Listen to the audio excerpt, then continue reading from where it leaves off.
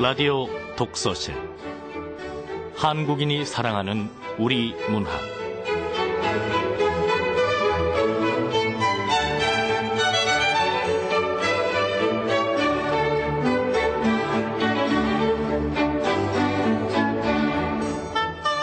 안녕하세요. 아나운서 김경란입니다. 아가에게 김남조. 아가의 머리맡에 햇빛이 앉아 놉니다. 햇빛은 아가의 손님입니다. 아가가 세상에 온 후론 비단결 같은 매일이었습니다. 아직 눈도 안 입에는 죄그만 우리 아가. 아가는 진종일 고이 잡니다. 잠은 아가의 요람. 아가는 잠에 안겨 자라납니다. 아가는 평화의 동산, 지줄대는 기쁨의 시내입니다. 아가는 엄마의 등불입니다. 아가 함께 있으면 훤히 밝아오는 마음이 있습니다. 김남조님의 아가에게입니다. 잠자는 아기의 얼굴 본 적 있으신가요? 이 세상의 모든 평화가 다 깃들어 있고 우주의 고요가 머물고 있는 얼굴이죠. 누구든지 보는 이로 하여금 따뜻한 미소를 짓게 하는 그 아가의 얼굴. 여러분도 한때는 그런 존재였다는 것. 그런 평화가, 고요가 지금 현재의 여러분에게도 머물기를 바랍니다.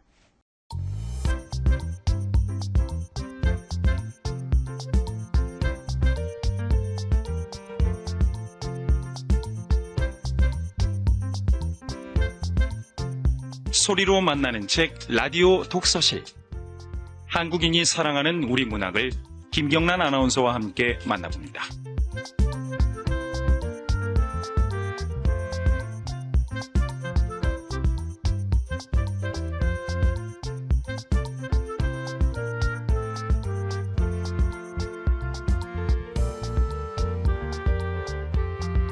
KBS 라디오 독서실 한국인이 사랑하는 우리 문학 신춘문예 당선작을 방송해드리고 있습니다. 오늘은 그 네 번째 시간으로 마지막 시간인데요. 오늘 준비한 작품 바로 2012 서울신문 소설 당선작입니다. 당선작은 김가경 씨의 홍루라는 작품입니다. 김가경 씨는 1965년 충청북도 진천에서 출생했고 부산예술대학 문예창작과를 졸업했습니다. 지난 2009년 부산일보 신춘문예에서도 소설이 당선이 된 적이 있는데요. 현재는 부산에 거주하고 계십니다. 부산에 거주하는 김가경 씨 작품 소개한 후에 직접 모셔서 작품에 대한 이야기 나눠보겠습니다. 서울신문 신춘문예 소설의 최종심은 소설가 윤대영 작가와 문학평론가 박민호 서울대 교수가 최종 심사를 했는데요. 이 홍루를 당선작으로 선정한 이유에 대해서 이렇게 적고 있습니다. 심사위원들이 여러 논의 끝에 홍루를 선택한 것은 이 작품에 배어있는 작가의 관록이 만만찮게 보였기 때문이다. 소설이 무엇인지 이미 알고 그럼으로써 준비되어 있는 사람을 선택한 셈이다. 당선작의 주인에게 축하를 보내며 앞으로 더 정진해 주리라 기대한다. 자, 그럼 KBS 라디오 독서실 한국인이 사랑하는 우리 문학 2012년 서울신문 소설 당선작 김가경 작가의 홍루 지금부터 함께하겠습니다.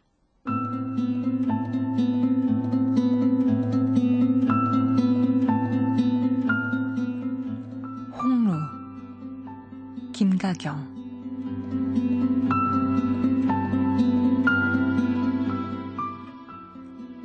녀석이 톱밥 속으로 숨어들었다. 녀석은 밀크쉐이크처럼 어감이 달콤한 밀크 스네이크 종이다. 먹이 줄 것과 따뜻하게 해줄 것. 간단한 러시아 단어로 적어놓은 메모지를 들여다보았다. 이반이 출항하기 전 남긴 글이다. 이반은 녀석의 등을 쓰다듬고 마지막 선물처럼 케이지를 앞에 내려놓았다.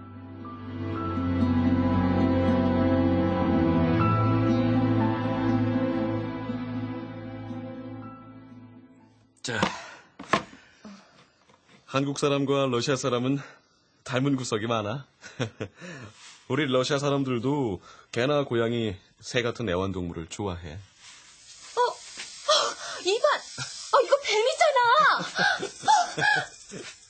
나는 검정 바탕에 노랑 빨강 줄무늬가 있는 이국의 낯선 뱀에게서 멀찍이 떨어졌다. 명자, 왜 그래?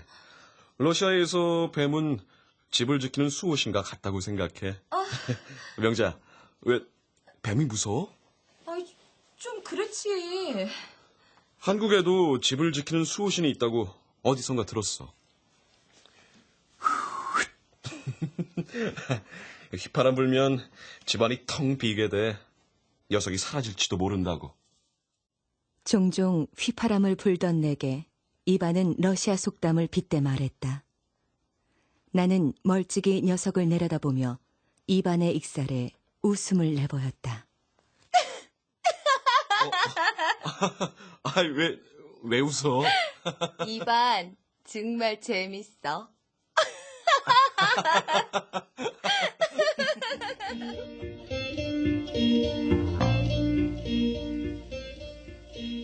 이반을 만난 것은 클럽 로즈에서였다. 로즈는 PC에서 속칭 텍사스촌으로 불리는 외국인 거리에 있었다. 예전에는 주로 미군들이 드나들었는데 미군이 철수하고 러시아 선원과 상인들이 주를 이루었다. 그날도 나는 로즈에서 맥주를 마시며 립스틱이 번지지 않았는지 거울을 들여다보고 있었다. 그때 젊은 러시아 청년 하나가 보드카를 들고 내 앞으로 다가왔다. 마담장 앞에서 한국 얘기를 듣던 선원 중 하나였다.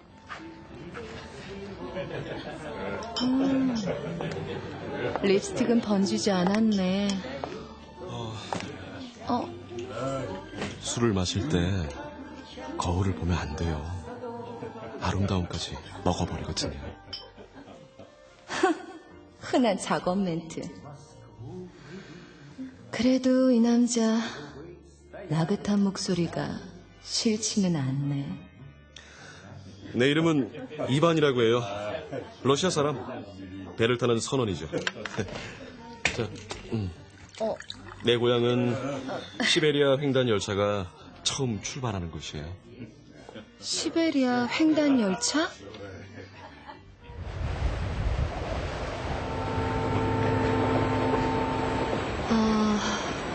좋다. 시베리아 열차가 끝없이 달리는 드넓은 숲과 추워.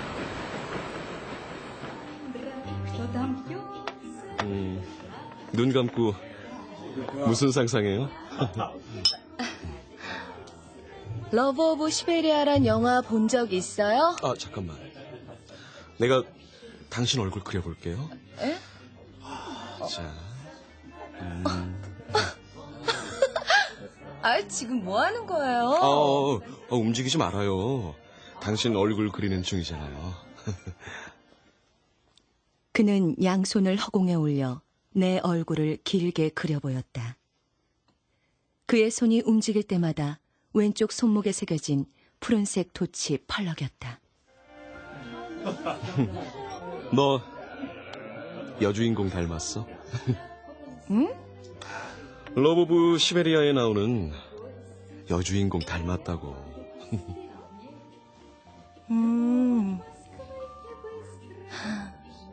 지금 어디 보고 있는 거예요? 나는 그가 그린 얼굴이 허공에 그대로 떠 있는 것처럼 시선을 옮기지 않았다. 이곳에서는 러시아 사람과 첫 대면을 할 때 영화 이야기를 꺼낸다. 그러면 사람들은 영화 속 여주인공을 만난 것처럼 이국의 여자들에게 마음을 열었다. 하지만 이야기는 대개 영화 속 지명이나 주인공의 이름을 들먹이는 선에서 끝이 났다.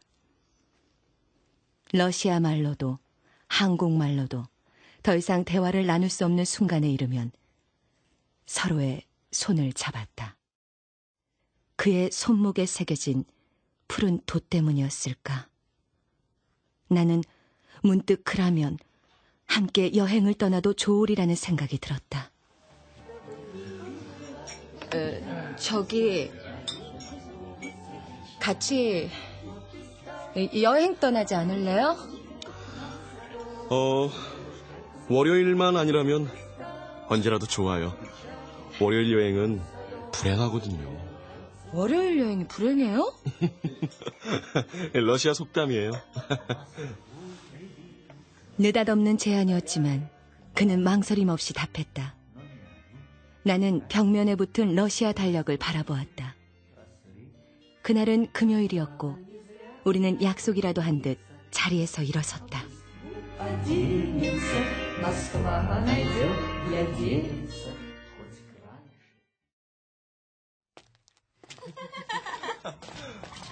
너무 좋은데? 우리 지금 여행 가는 거야? 어디로? 좋은데? 좋은데? 어디가 좋은데요? 몰라. 야, 명차! 오늘 추억했다? 나타샤는 아무 손님도 잡지 못했나 봐. 그치? 정말 그런가 봐. 우리는 마치 오래전에 만난 사람처럼 손을 잡고 아무 손님도 잡지 못한 나타샤를 지나쳐 거리로 나왔다. 밤하늘에는 망국기가 꽃잎처럼 나풀거렸고 만국기의 행렬이 끝나는 곳에서 우리는 입을 맞추었다. 2블록 떨어진 내 숙소로 걸어올 때까지 손을 놓지 않았다. 지금도 이반이 러시아 속담을 말하며 내 입술에 입을 맞출 것만 같다.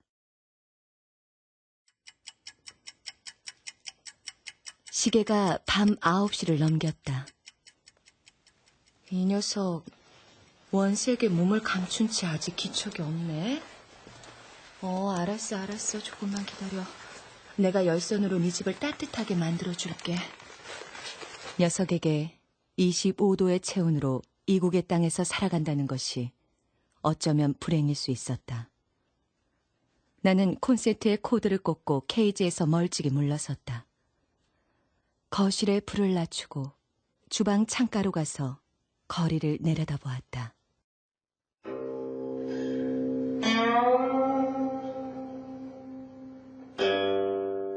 북향으로 나 있는 주방에서 밖을 보면 아래층에 있는 중국집 홍류의 뒷곁이 훤히 보였다. 홍류 뒤곁에 가로등 빛이 희미하게 새들었다. 쥐라도 쫓는지 고양이 한 마리가 쏜살같이 담자락을 타고 지나간다. 지난 봄 가게의 주인이 바뀌면서 홍루라는 간판이 내걸렸다. 홍루는 붉은 다락방이라는 뜻이지만 이곳에 사는 화교들은 늙은 기생의 방이라는 별칭으로 이해하고 있었다. 나는 변두리 사거리에 허름한 중국집 이름 홍루를 몇 번이고 되뇌었다. 거리는 쇠산할 정도로 빛이 꺼져가고 휑하니 바람만 몰아불었다. 멀리 텍사스 거리의 불빛이 눈에 들어왔다.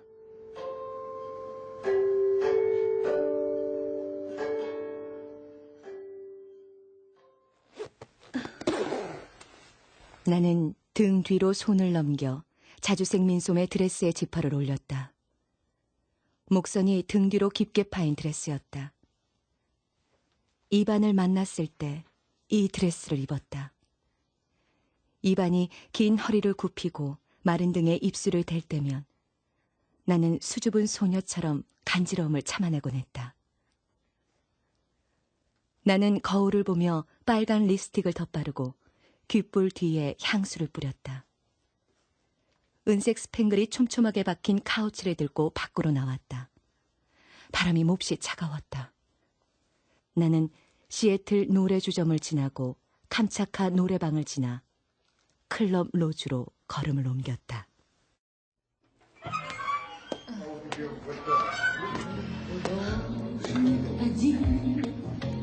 로즈에는 러시아 민요인 백만송이 장미가 흐르고 있었다. 낮고 고혹적인 중년 여가수의 목소리가 담배 연기와 흐린 불빛에 섞여 들었다. 손님이라고는 한국 선원 2명과 러시아 선원 2명이 전부였다. 마담 장이 표정 없이 내 쪽을 바라보았다. 나는 이반을 만났던 자리에 앉아 장갑을 벗어 테이블 위에 얹었다. 한국 선원과 함께 있던 나타샤가 다가와 서툰 한국어로 물었다.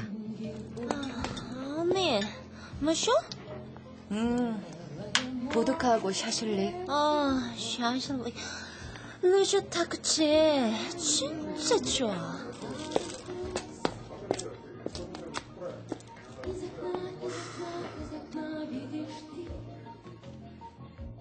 담배를 피워 물고 천천히 로즈 안을 둘러보았다. 마담장이 무료하게 하품을 해댔다. 필리핀에서 온 구잘은 러시아 선원과 섞여 백만송이 장미 노래를 따라 부르고 있었다. 음악이 끝날 무렵 나타샤가 보드카와 샤실릭을 내왔다. 나는 담배를 끄고 보드카를 한 잔 따랐다.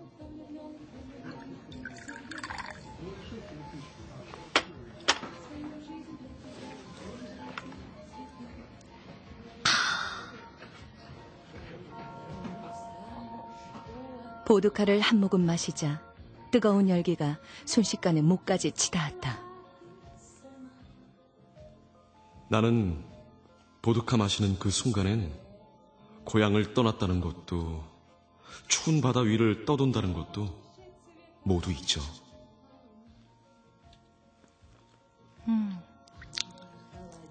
나는 열기가 되뿜어져 나오는 목을 진정시키기 위해 샤실리 꼬치에서 닭가슴살 한 점을 빼 마요네즈에 찍어 입에 넣었다.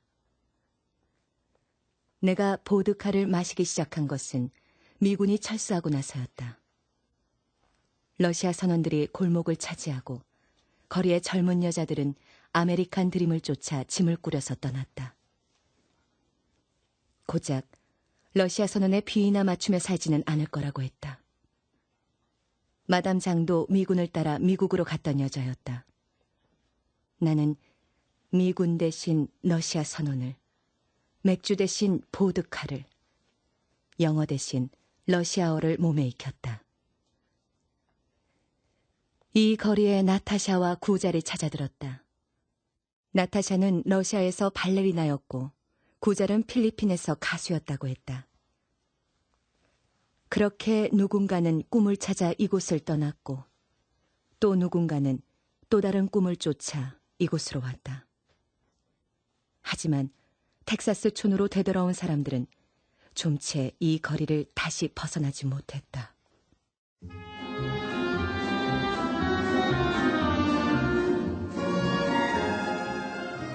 마담 장이 러시아 민요 대신 빠른 행진곡으로 음악을 바꾸었다. 손님은 이제 러시아 선원만 남았다. 유난히 손님이 없는 밤이었다.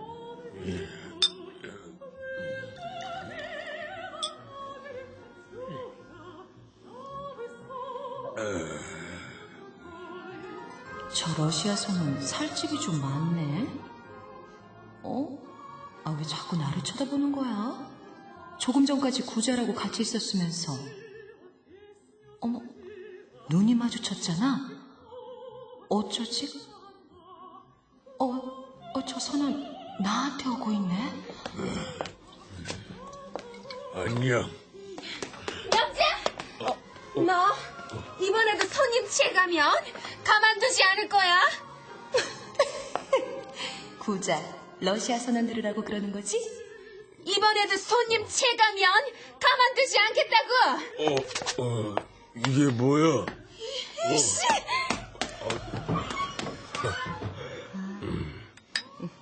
내 고향은 러시아에서는 그렇게 추운 곳 아니야. 볼가강 근처에 있어. 코리아하고 많이 비슷해. 혹시 이반을 아세요? 이반? 내가 이반이야. 왜? 이반 좋아해? 진짜 이반을 아느냐고요. 내가 진짜 이반이라니까. 어? 자주색 드레스 마음에 들어.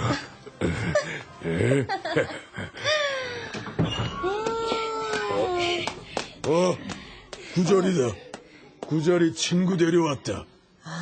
구잘 왜 이래? 친구까지 데리고 오고. 형정아, 왜 이래? 나한테 왜 이러는 거야? 저 언니 나이 많아, 주름 많아. 언니 년 나빠. 아주 나빠.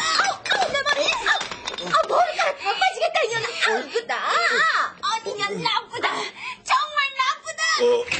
왜들이래?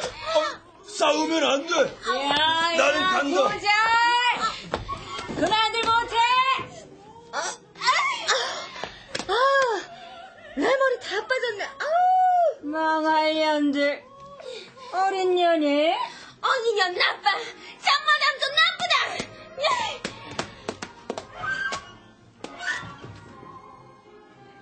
그들이 모두 빠져나갔다. 샤실리 꼬치가 꾸들꾸들 말라갔다.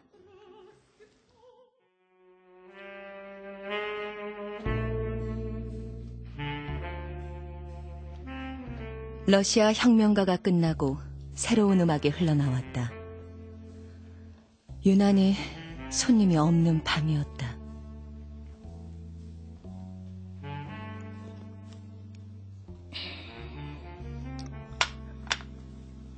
이제 지긋지긋해.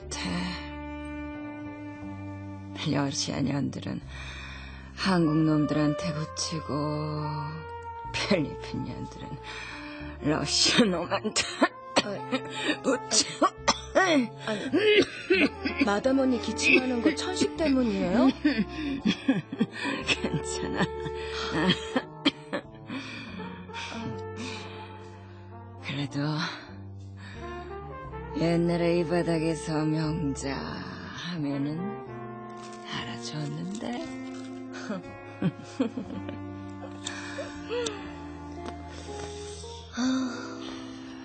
사내들 올리는 묘한 매력이 있었지.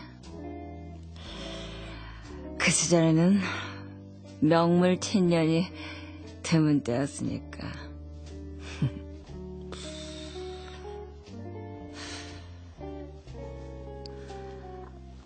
그거에 혹해서 사내는 많이 찝쩍댔다. 그때 한 놈 잡아서 떠나지.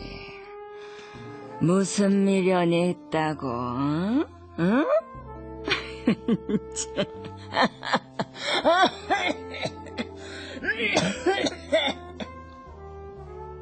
그녀의 목소리는 무대 위에 홀로 앉은 재즈 가수의 독백처럼 한없이 낮았다. 너나 나나 진지에 이 바닥 떴어야 했는데. 사나운 팔자는 이래도 저래도 막히니.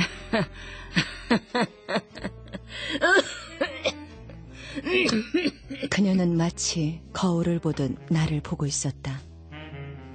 손님은 더 이상 들지 않을 것이다.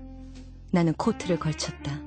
카우치백을 열어 계산을 마치고 조용히 로즈를 나왔다.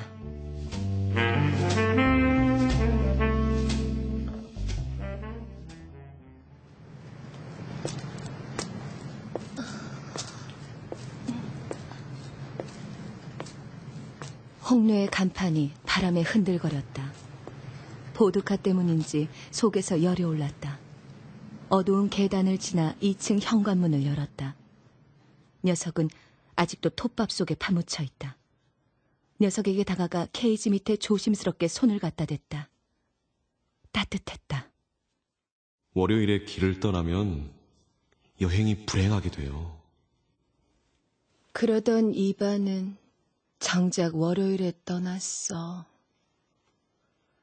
이반이 돌아오지 않는다면 그건 단순히 그가 월요일에 떠났기 때문일 거야.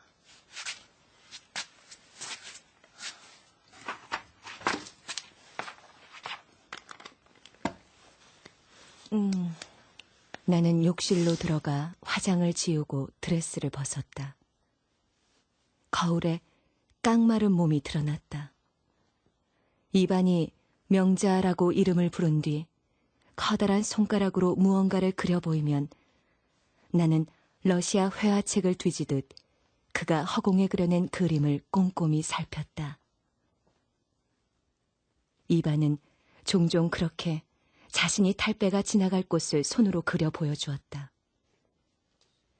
그럴 때마다 이반의 손목에 새긴 푸른 돛이 허공에서 움직였다. 이반은 지금 어느 바다를 지나고 있을까? 나는 깡마른 몸에 샤워기에 물을 뿌렸다.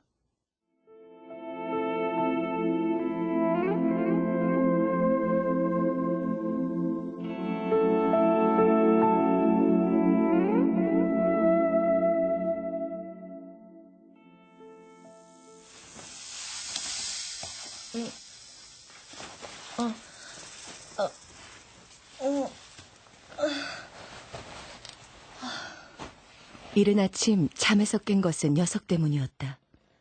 문득 녀석에게 아무것도 주지 않았다는 생각이 들었다. 이반이 떠나고 녀석을 제대로 본 적도 없다. 케이지에서 멀찍이 떨어져 톱밥 위를 보았다. 녀석의 모습이 보이지 않았다. 왜 녀석이 안 보이지?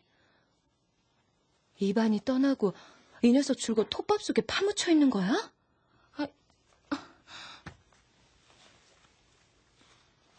나는 케이지 안을 살폈다. 톱밥의 곡선이 흐트러짐 없이 처음 그대로였다. 나는 냉동실 문을 열고 이반이 사놓은 먹이를 하나 꺼냈다. 먹이는 알루미늄 포장지에 쌓여 있었다. 개수대에 따뜻한 물을 받아 포장된 먹이를 그대로 담갔다. 제스민 차를 우려내 창가로 간다. 눈이 흩날렸다. 홍로 지붕에는 LP가스통 4개와 물탱크, 남자의 것으로 보이는 작업복과 면장갑, 깨진 그릇이 나뒹굴었다. 그 낡은 지붕 아래 자장면과 짬뽕 옆으로 적힌 익숙하나 한 번도 맛을 본 적 없는 횡석 끝자락에 낯선 메뉴를 떠올린다. 어쩌면 남자가 만들어 본 지 너무 오래되어 이제는 감조차 잃어버렸을지도 모를 그 메뉴 밑으로 삐뚤삐뚤하게 적힌 러시아 음식들. 흑방과 함께 홍로의 남자는 육개장과 비슷한 쌀단가나 빈대떡과 비슷한 불린 같은 러시아 음식도 만들었다. 종종 러시아 사람들이 중국 음식 중에 끼어있는 러시아 음식을 주문하였다. 눈이 내려앉는 홍로 뒷곁에 남자가 모습을 드러냈다.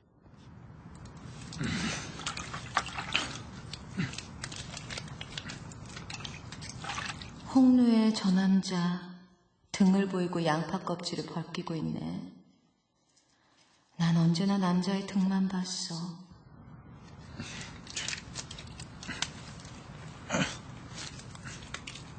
남자는 마치 그림 속에 들어있는 사람처럼 묵묵히 앉아 양파를 깠다. 넓은 고무대야를 가랑이 사이에 끼우고 물에 붓고 있는 양파 껍질을 벗겨낸다. 남자의 등 뒤로 살금살금 누군가가 다가간다.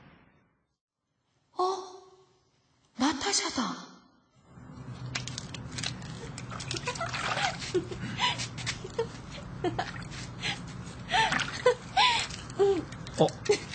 내 눈을 누가... 저 남자 양파 껍질이 묻은 젖은 손을 차마 나타샤 손에 포개지 못하고 주춤거리고 있네. 나타샤가 손을 풀었잖아. 뒤돌아보고 멋쩍어하는 남자 표정이라니. 아이고.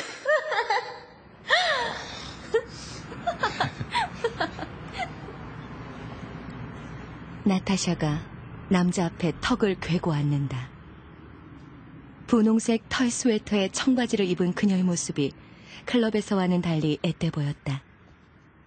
남자가 양파 껍질을 벗기는 일을 멈추었다. 나타샤가 일어서더니 뒤꿈치를 모으고 양 발을 벌려 발레 볼리의 자세를 취한다.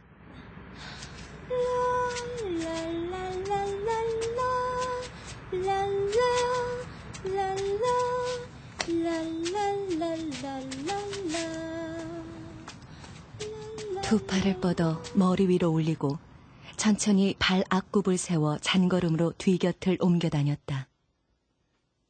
한눈에 봐도 그녀가 백조의 동작을 하고 있음을 알 수 있었다. 나타샤가 허리를 꼿꼿하게 세우고 총총걸음으로 뒤 곁을 돌아 남자 앞에 섰다. 그녀가 숨을 쉴 때마다 동그랗게 입김이 뿜어져 나왔다. 나는 남자를 향해 웃고 있는 나타샤를 보며 식은 찻잔을 내려놓았다.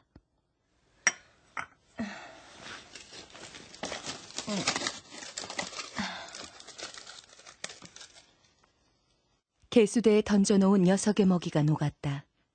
순간 나는 숨을 멈추고 뒤로 물러섰다.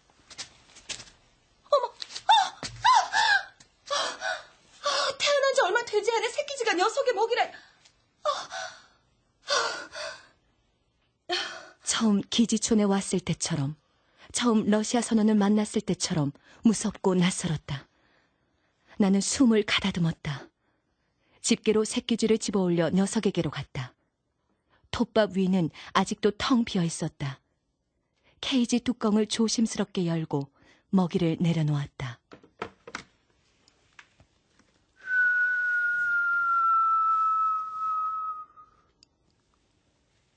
휘파람을 분다. 녀석이 나타나기를 바라며 휘파람을 분다. 어릴 적 나는 늘 혼자였다. 혼자 있는 시간이면 아무도 없는 집 마루에 앉아 허공을 향해 휘파람을 불어대곤 했다. 설령 어른들의 말처럼 뱀이 나온다 해도 괜찮을 것 같았다. 휘파람을 불면 곁에 누가 있는 것처럼 무서움이 가셨다. 이반의 말대로 휘파람을 불어서 집이 비었는지, 집이 비어서 휘파람을 불었는지 지금도 알 수는 없었다. 이 녀석 처음부터 이곳에 있었나 이상한 의심까지 드네. 어디... 나는 조심스럽게 케이지의 뚜껑을 열고 먼지떨이를 거꾸로 찔러 넣어 천천히 톱밥을 휘저었다. 녀석은 나타나지 않았다. 막대기로 커다랗게 원을 그은 뒤 안으로 조금씩 좁혀가며 톱밥을 감아 올렸다. 녀석은 끝내 모습을 드러내지 않았다. 이반이 이렇게 말했을 것이다. 아마도 네가 휘파람을 불어서 모든 게 텅 비어버린 거야. 녀석은 어디로 간 것일까?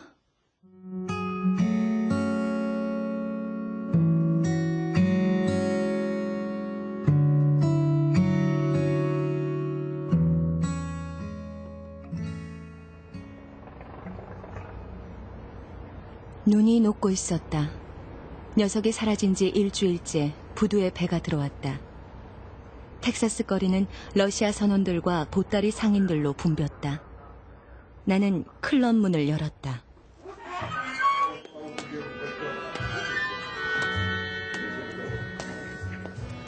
로즈도 러시아 선원들로 북적였다. 여전히 러시아 음악 백하게 흘러나왔고 조명은 더 흐려 있었다. 나는 이반을 만났던 거울이 걸린 자리에 앉았다. 장갑을 벗어 테이블 위에 올리고 카우치백에서 담배를 꺼냈다. 언니, 뭐? 구잘 잘 있었어? 언니, 뭐 먹어? 보드카하고 샤실리. 마담짱, 오늘 신났어. 남자들 이상해. 늙은 여자 좋아한다. 클럽 로즈의 마담장 이야기를 듣고 싶다고.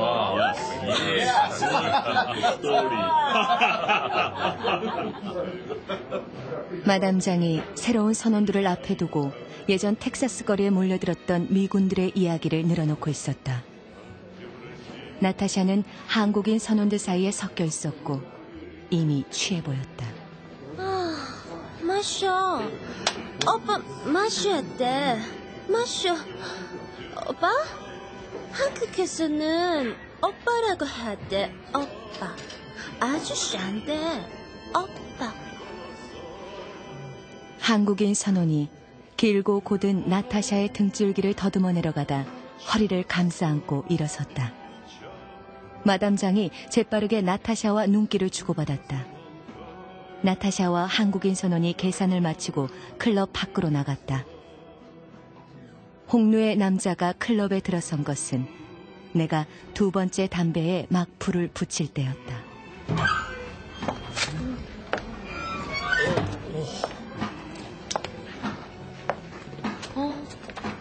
홍루 남자다.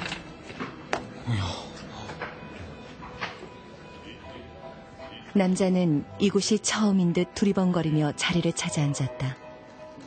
다소 들뜬 표정으로 구잘에게 주문을 했다. 그의 테이블에 맥주와 마른 안주가 올려졌다. 나는 보드카를 한 모금 마셨다. 이반도 어디서 이 음악을 듣고 있을까? 구잘 바쁘다. 나태샤 나쁜 년. 구잘만 바빠. 구잘이 나타샤가 없는 빈자리를 대신하여 분주히 움직였다. 마담장은 점점 술에 취하고 흥에 취해갔다. 가끔 이렇게 마담장이 흥에 취해 선원들과 춤을 추면 그녀가 어김없이 해오던 일, 러시아 아가씨를 한국 선원에게 붙이고 필리핀 아가씨를 러시아 선원에게 붙이는 일을 잊었다.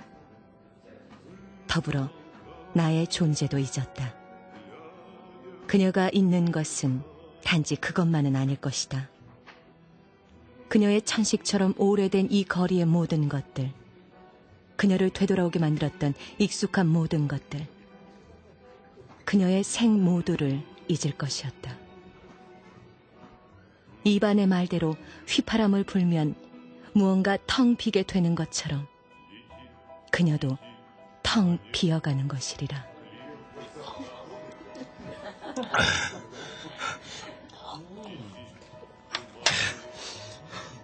홍루의 남자가 술을 마시기 시작한다. 남자는 무릎 사이에 손을 찔러 놓고 눈은 줄곧 나타샤를 찾았다. 나는 마지막 보드카를 입에 털어넣었다. 남자가 취했는지 점점 고개를 떨궜다. 녀석은 어디로 갔을까?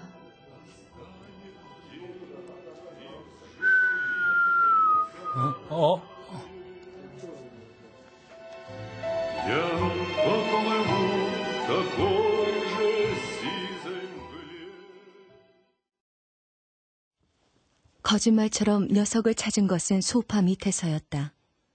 환전소에 가기 위해 러시아 동전을 지갑에 넣는 중이었다. 누렇게 바른 벽지에 노랑, 빨강, 검정색이 선명하게 눈에 들어왔다. 냉장고에서 먹이를 꺼내 따뜻한 물에 담근 다음 물기를 닦아 소파 입구에 놓았다. 얼마나 지났을까? 녀석이 기어나오기 시작했다. 녀석이 먹이 앞으로 다가가 먹이를 덥석 무는 순간 집게로 녀석을 집어 케이지에 넣었다. 녀석의 입에는 삼키다만 새끼쥐의 여린 몸이 반쯤 물려 있었다.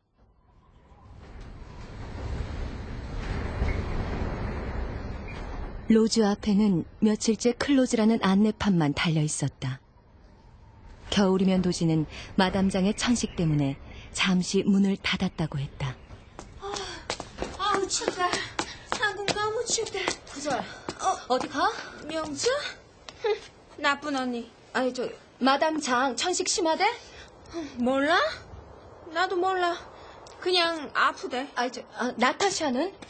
며칠 전에도 목욕탕이랑 환전소에서 가끔 봤는데 요즘에는 통 안 보이네. 나타샤한테 무슨 일 생긴 거야? 몰라. 소문 2개 있어.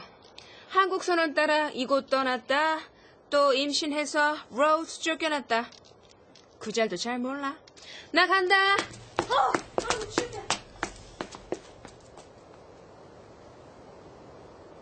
텍사스 거리는 다해진 만국기를 걷어내는 상인들로 분주했다. 나는 만국기가 끝나는 곳에서 발길을 멈추었다. 이반을 처음 만났던 날, 이반의 달콤한 입술이 나의 입술에 닿던 순간, 나는 내 여행이 이대로 끝이 나길 간절히 바랐었다. 이반은 지금 어느 바다를 지나고 있을까? 나는 만국기가 거치는 하늘을 바라보며 블라디보스토크행 비행기표 판매소를 지나 환전소로 갔다.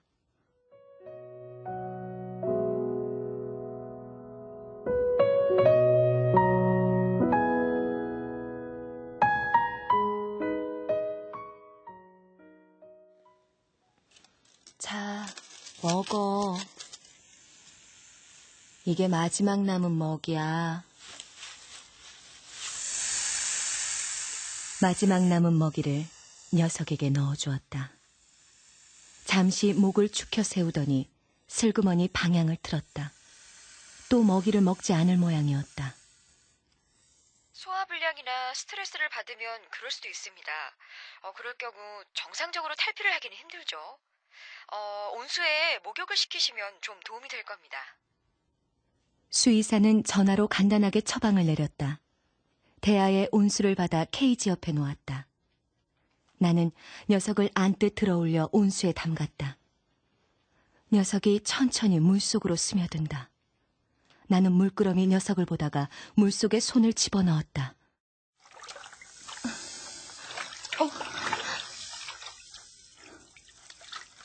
미끄러지듯 내 손을 비켜나가는 녀석의 꽁무니를 따라가며 손을 저어 작은 물보라를 일으켰다. 녀석이 점점 생기를 찾은 듯 작은 원을 그리며 빠르게 움직였다. 잠시 뒤 작은 수건으로 민첩하게 소나기를 벗어나는 녀석을 떠내 마른 수건을 깔아놓은 그릇에 옮겨 담았다. 녀석을 재빨리 수건 위에 굴린 뒤 케이지 안으로 털어넣었다. 이반이 보았더라면 이렇게 말했을 것이다. 명자, 아주 잘했어.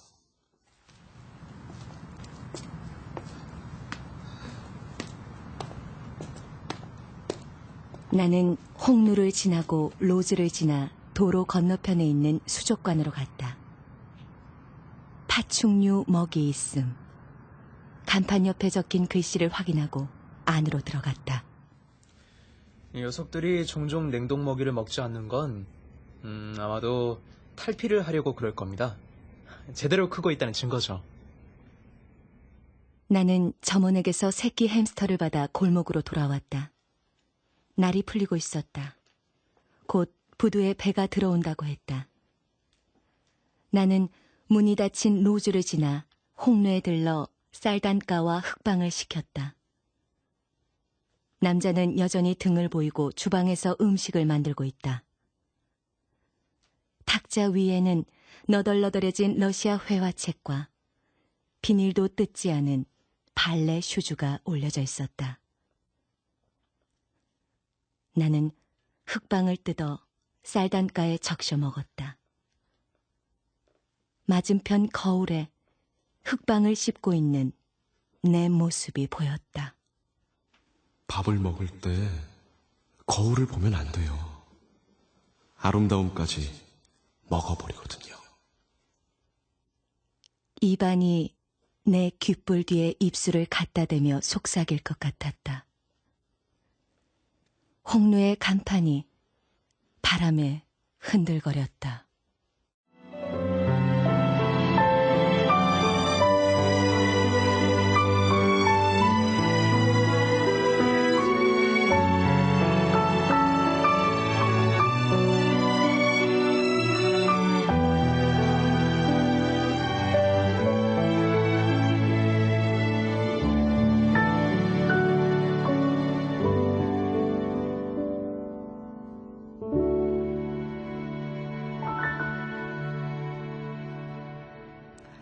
홍루 함께 하셨습니다. 김가경 작가 제 옆에 계십니다. 어서 오세요.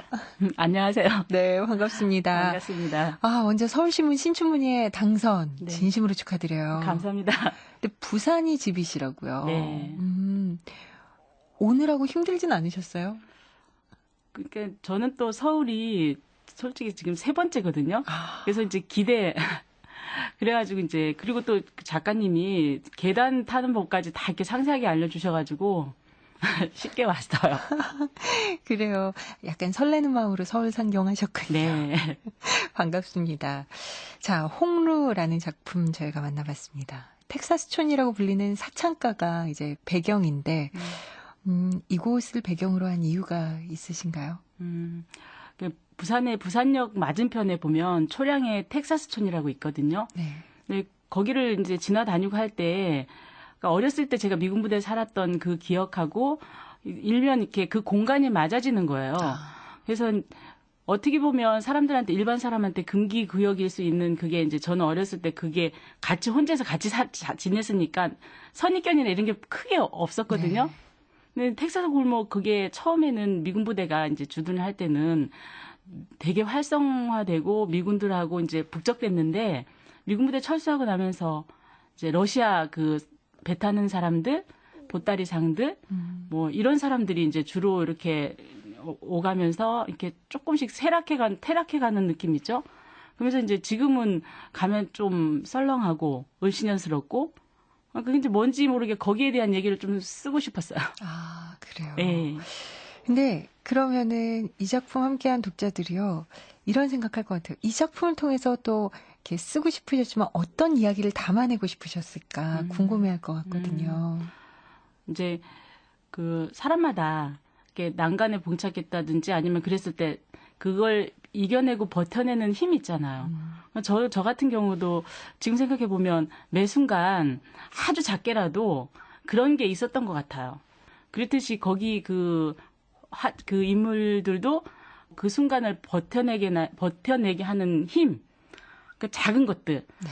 이제 그게 이제 기다림이라는 하나의 그런 걸로 해서 그런 이제 희망을 좀 주고 싶었다고, 이렇게 기대고 이렇게 살아갈 수 있는 힘이 되는 뭔가를 이렇게 전하고 싶었던 그런 마음으로. 네. 네. 이반이 나오고요. 이반이 두고 간 뱀이 나와요. 네. 밀크 스네이크 종이죠. 네. 참 특이하게 뱀이 나오는데 이게 어떤 의미를 갖고 있는 건가요? 살아가는데 힘이 되는 그게 너무 추상적이거나 이렇게 그러면 그게 어느 면으로 또 힘들 수가 있잖아요. 그러니까 그 작품에서 이반이 떠나고 너무 막연한 이 여자에게 뭔가를 주고 싶었어요. 그러니까 그 기다림이라는 그 살아가는 힘을 구체적으로 뭔가 이렇게 상징적인 그런 표식을 하나 주면 이 인물이 네. 더 견뎌내는데 더 힘이 되지 않을까? 아, 그렇게 해서 제가 많은 것들 중에 뱀을. 네. 옛날부터 뱀에 대한 걸 제가 이렇게 좀 생각을 하고 있었어요. 그리고 예. 뱀 키워 보셨어요? 뱀을 키우는 사람을 봤어요. 그렇군요. 주변에 그런 인물이 하나 계셨군요. 네. 심사위원들이요, 김가경 작가의 작품에 대해서 칭찬을 하셨는데 뭐라고 하셨냐면 문장력이 뛰어나다는 걸 많이 칭찬을 하셨어요. 저도 참 그렇다라고 느낀 게 막힘없이 술술 읽혔고 그런 걸 보면서 굉장히 습작을 오래 하시지 않았을까 싶었거든요. 네. 얼마나 되세요? 제가 40 넘어서부터 이제 소설을 썼거든요. 제가 처음에 그 소설 배울 때 한 작품을 그러니까 10번 넘게 고치는 그 과정을 겪었거든요. 그렇게 하면서 문장이 제가 되게 껄끄럽고 했는데 1차적으로 기술적인 면에서 문장은 극복이 되더라고요. 좀 지나니까. 그런데 제가 감정의 그 껍질을 벗기고 나면 그 대상을 볼 때 있잖아요. 그 대상을 볼 때 이렇게 반응이 딱 와서 문장이 와요. 그게 제가 이렇게 그 대상을 대하는 자세에 따라서 그 문장이 한꺼번에 오시기도 하고 이제 그렇습니다. 야, 정말 행복하시겠어요. 그렇게 문장들이 막 한꺼번에 나를 향해서 막 달려올 때. 싹 써내려가는 그 기분이 어떠실까.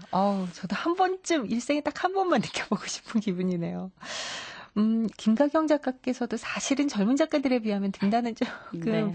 늦은 거지만, 근데 이 글 쓰는 거를요, 어떤 사람은 천형이라고 표현할 만큼 참 힘든 일이라고들 합니다. 근데 김가경 작가에게 있어서 글 쓰는 것은 어떤 건가요? 글쎄, 제가 이런 말씀을 드리면 조금, 저는 솔직히 글 쓰는 순간이 가장 행복하고 즐겁고 그렇거든요. 처음에는 제가, 이렇게, 그냥, 소설 쓰는 자세가 제가 바뀌고 제가 사물을, 대상을, 세계를 보는 눈이 좀, 이렇게 유연하고 바뀌어야 된다는 생각을 소설을 쓰면서 알게 됐어요. 네. 그래서 저는 전에는 좀 안 바뀌고, 내가 보는 세상이 다 옳다고 생각을 했었거든요. 근데 이제 그걸 쓰면서 제가 이렇게 바뀌고 하면서 진짜 즐기시면서 네. 행복하게 쓰시는군요. 그러니까 저희도 이렇게 읽을 때 네. 굉장히 뭔가 막힘없이 술술 읽혀질 수 있는 게 어떻게 보면 그런 행복하고 뭔가 지금 이 순간을 굉장히 즐기고 있기 때문에 이것들이 뭔가 이렇게 고민과 고통과 이런 것들보다는 싹 이렇게 뭔가 자연스럽게 넘어가는 그런 느낌으로 저희도 이렇게 받아들이게 되나 봅니다.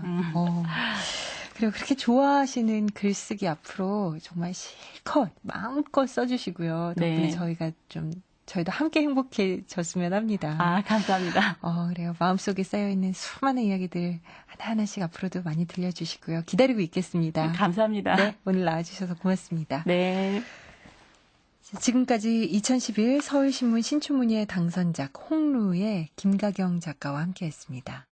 KBS 해피 KBS 해피 KBS 해피 FM KBS 라디오 독서실 지금까지 음악 김형진, 효과 안익수, 노동걸, 김기평, 기술 이흥규, 극본 서현희, 제작 김은비, 진행의 아나운서 김경란이었습니다.